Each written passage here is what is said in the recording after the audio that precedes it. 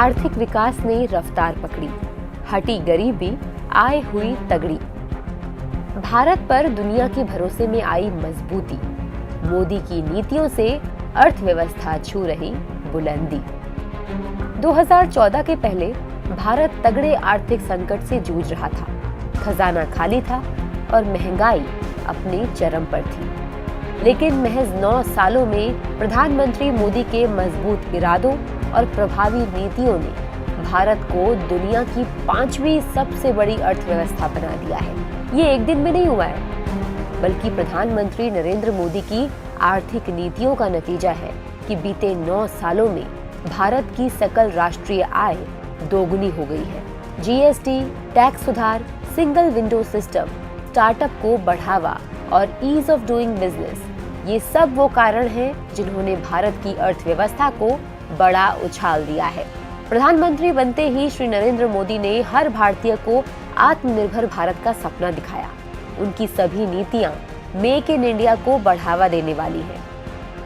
Startups के लिए आसान लोन, व्यवस्था का डिजिटाइजेशन और नियमों का सरलीकरण, इन सब ने विदेशी कंपनियों को भारत में बिजनेस के लिए प्रोत्साहित किया।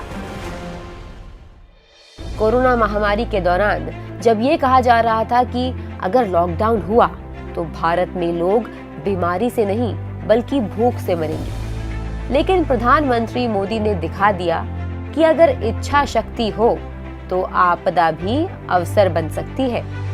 कोविड के कठिन वक्त में भी भारत ने मेक इन इंडिया का दम दिखाया और पीपीई किट और वैक्सीन का सबसे बड़ा निर्यातक बनकर उभरा।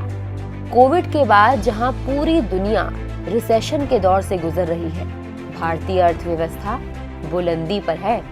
इंटरनेशनल मॉनेटरी फंड ने भी भारत को दुनिया के आर्थिक नक्शे पर ब्राइट स्पॉट बताया है। वर्ल्ड बैंक के अनुमान के अनुसार आने वाले दिनों में भारत की जीडीपी 2027 तक 3rd लार्जेस्ट होने वाली है।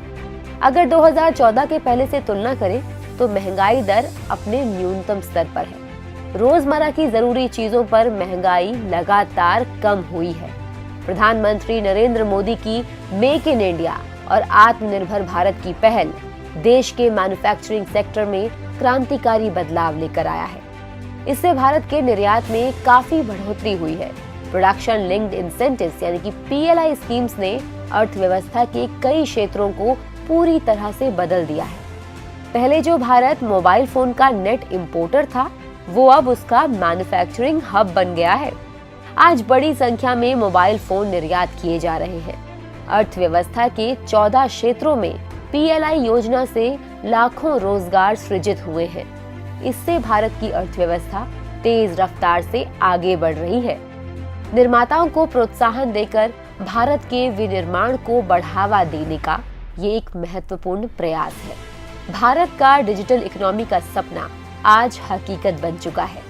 आज भारत में शहर से लेकर गांव-गांव तक हर कोई यूपीआई का उपयोग कर रहा है। कैशलेस ट्रांजैक्शंस न केवल ईज ऑफ लिविंग के लिए बेहतर है, बल्कि ये अर्थव्यवस्था में फॉर्मलाइजेशन का दायरा भी बढ़ाता है। भारत आज दुनिया में सबसे ज्यादा डिजिटल लेन देन करने वाला देश बन गया है। भारत का यूपीआई अब वैश्विक स्तर पर काम कर रहा है। मोदी सरकार के कुशल नेतृत्व में भारत दुनिया का तीसरा सबसे बड़ा स्टार्टअप इकोसिस्टम और तीसरा सबसे बड़ा यूनिकॉर्न वाला देश है।